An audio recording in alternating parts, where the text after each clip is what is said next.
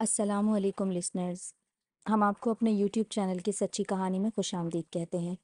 کہانی شروع کرنے سے پہلے اگر آپ ہمارے چینل پر نئے ہیں تو ہمارے چینل کو سبسکرائب کیجیے۔ کہانی پسند آئے تو لائک اور شیئر بھی ضرور کیجیے۔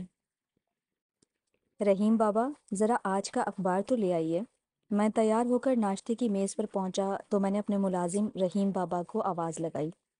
لا رہا ہوں صاحب، آپ بھی اخبار کے بغیر ناشتہ شروع نہیں کرتے، یہ لیں۔ رحیم بابا نے چائے میز پر رکھی اور اخبار میرے ہاتھ میں تھما دیا۔ رحیم بابا میرے سرکاری ملازم تھے۔ میں ایک سرکاری ادارے میں اعلیٰ عہدے پر فائز تھا۔ میرا آبائی شہر تو حیدرآباد دکن تھا، مگر پھر میں اعلیٰ تعلیم کے حصول کے لیے لندن چلا گیا، اور پھر جب وہاں سے واپس آیا تو ایک شاندار مستقبل نے میرا استقبال کیا۔ سرکاری ملازمت کے ساتھ مجھے اعزازی گاڑی، گھر اور ملازم بھی دیے گئے۔ میں اپنے والدین کی اکلوتی اولاد تھا، اور بدقسمتی سے میرے والدین حیات نہیں تھے۔ مجھے رحیم بابا کے ساتھ سال بھر ہو گیا تھا اور وہ مجھے بیٹے جیسا ہی سمجھنے لگے تھے۔ اس لیے مالک و نوکر والے رشتے کو میں نے کبھی فروغ نہیں دیا اور ہمیشہ انہیں اپنا بزرگ ہی سمجھا۔ بیٹا، ناشتہ سکون اور اطمینان سے کیا کرو۔ یوں اخبار پڑھتے اور ٹی وی دیکھتے ہوئے غذا جسم کو نہیں لگتی اور ذہن کو طاقت بھی نہیں دیتی۔ ناشتہ تمام کھانوں کا سردار ہے اور تم اسے اخبار کی نظر کر دیتے ہو۔ انہوں نے مجھے بڑے رسان سے سمجھاتے ہوئے کہا، کیا کریں بابا، سارا دن اتنی مصروفیت رہتی ہے کہ اس کے بعد نہ لگ کر ٹی وی دیکھنے کا ٹائم ملتا ہے اور نہ ہی صحیح سے اخبار پڑھنے کا۔ ویسے بھی جو مزہ اخبار پڑھنے میں ہے وہ ابھی بھی ٹی وی کی بریکنگ نیوز اور تیز و تند آوازوں والے ٹاک شوز میں کہاں۔ آرام، سکون اور تسلسل سے مطالعے کا لطف کچھ الگ ہی ہے، کیوں؟ میں نے مسکراتے ہوئے سوالیہ نظروں سے بابا کو دیکھا تو انہوں نے ازبات میں سر ہلا دیا اور ناشتے کے برتن سمیٹنے لگے۔ میں دوبارہ اخبار کی جانب متوجہ ہو گیا۔ شہ سرخیوں پر نظر ڈال کر میں نے اندرونی صفحہ کھولا تو ایک تصویر کے ساتھ لگی خبر نے مجھے چونکا دیا۔ شوہر نے اپنی بیوی کو قتل کر دیا۔ آپ سوچ رہے ہوں گے کہ ایسی خبریں تو آئے دن اخبار میں شائع ہوتی رہتی ہیں، اس میں چونکنے والی کیا بات ہے؟ وہ تصویر میرے بچپن کے دوست عامر سے متعلق تھی، مگر میں عامر کی تصویر دیکھ کر نہیں، حقیقتاً خبر دیکھ کر ہی چونکا تھا، کیونکہ یہ خبر میرے لیے ناقابل یقین تھی۔ عامر کی سال بھر پہلے عالیہ سے محبت اور پسند کی شادی ہوئی تھی۔ عالیہ کو عامر نے کسی شادی میں دیکھ کر پسند کیا تھا۔ خوش قسمتی سے ان کا خاندان بھی ان کے لیے سماج کی دیوار نہ بنا۔ شاید اس کی وجہ یہ تھی کہ عامر کے والد اور عالیہ کے والد دور کے رشتہ دار نکلے۔ پھر اس کے بعد عامر ایک نیک اور برسر روزگار لڑکا تھا، جبکہ عالیہ خود بھی ایک باحیا، پردہ دار اور شریف لڑکی تھی۔ عامر اپنی محبت پا کر بے حد خوش تھا۔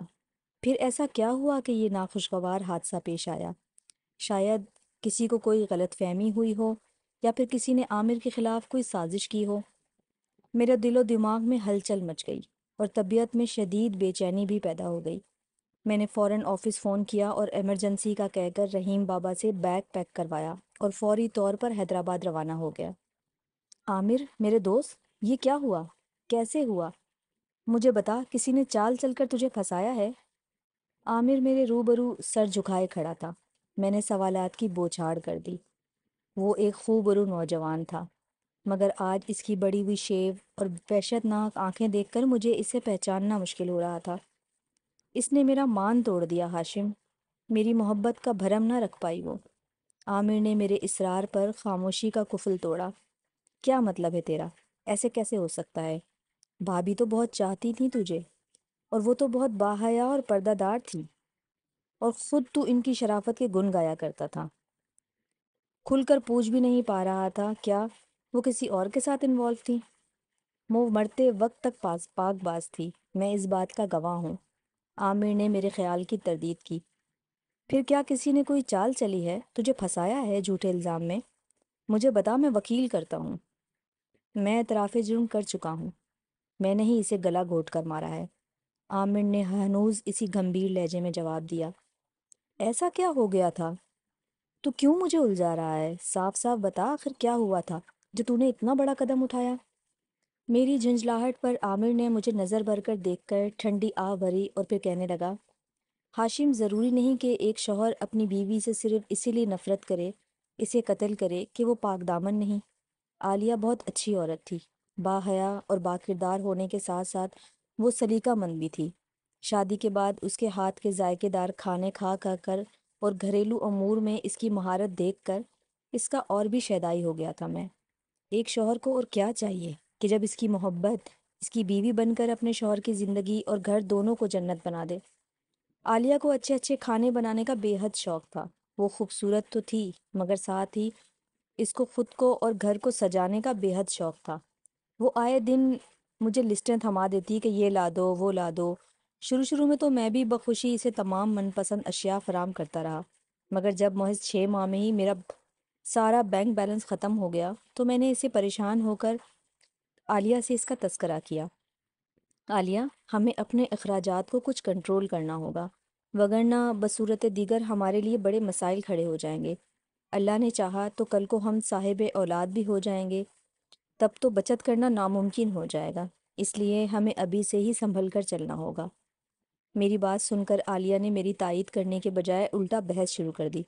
کیا مطلب ہے؟ میں فضول خرچی کرتی ہوں؟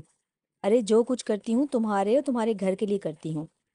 مجھے اس کی بات سن کر غصہ تو آیا اور اس کا یہ روپ میرا دل بھی دکھا گیا، مگر پھر بھی میں نے تحمل سے کام لیا اور کہا، یہ گھر ہم دونوں کا ہے اور ہمیں ہی مل جل کر چلانا ہے۔ ہم دکھ سکھ کے ساتھی ہیں۔ زندگی میں اچھا برا وقت تو آتا ہی ہے، عقل مندی اسی میں ہے کہ کل کے لیے آج ہی کچھ بچا کر رکھا جائے۔ مگر عالیہ نے میرے ضبط اور سمجھانے کی بالکل ہی نظر انداز کر دیا اور غصے سے بولی، ہاں تم ہی تو عقل مند ہو، میں بے وقوف ہوں۔ مجھے کیا پڑی ہے جو جان جوکھوں میں ڈال کے تمہارے لیے ہانڈی چولہا کروں اور تمہارے گھر کو رگڑ رگڑ کر چمکاؤں۔ اتنا کہہ کر وہ پیر پٹکتی ہوئی چلی گئی، اور اس دن کے بعد گویا اس نے اپنا رنگ ڈھنگ ہی بدل لیا۔ یا تو وہ کھانا بناتی ہی نہیں تھی یا پھر انتہائی بدمزہ اور جلا ہوا۔ گھر کی حالت بھی ابتر رہنے لگی تھی۔ اب وہ مجھ سے بھی کٹی کٹی رہنے لگی تھی، اور کوئی ضروری بات ہوتی تو ایسے جھڑک کر جیسے کسی نوکر یا غلام سے بات کر رہی ہو۔ گھر کی پریشانیوں اور آئے دن کی ناچاکیوں کے باعث آفس میں میری کارکردگی خراب ہونے لگی، اور پھر ایک دن بے دہانی میں کی گئی بڑی غلطی کے سبب مجھے نوکری سے فارغ کر دیا گیا۔ میں لٹا لٹایا قسمت کو روتا پیٹتا گھر آیا اور اسے اپنی بپتا سنائی تو اس عورت نے شوہر سے ہمدردی کرنے کے بجائے تمام حدیں ایک ہی جست میں عبور کر لیں۔ یا اللہ، تو نے کہاں میری قسمت پھوڑ دی؟ ارے میں کیسے کھاتے پیتے گھر سے آئی تھی، یہ میرا کس کنجوس اور کنگال آدمی سے پالا پڑ گیا۔ ارے جب تم شادی کر کے بال بچوں کا بوجھ اٹھا ہی نہیں سکتے تھے تو تمہیں شادی کرنے کی کیا پڑی تھی؟ ہائے اماں، کیسے بھوکے ننگے کے سنگ بیاہ دیا مجھے۔ نہ خاندان، نہ ذات پات، نہ رہنے اوڑھنے کا سلیقہ، نہ ہنجار کہیں کے۔ بیوی کیوں لائے؟ باندی خرید لاتے۔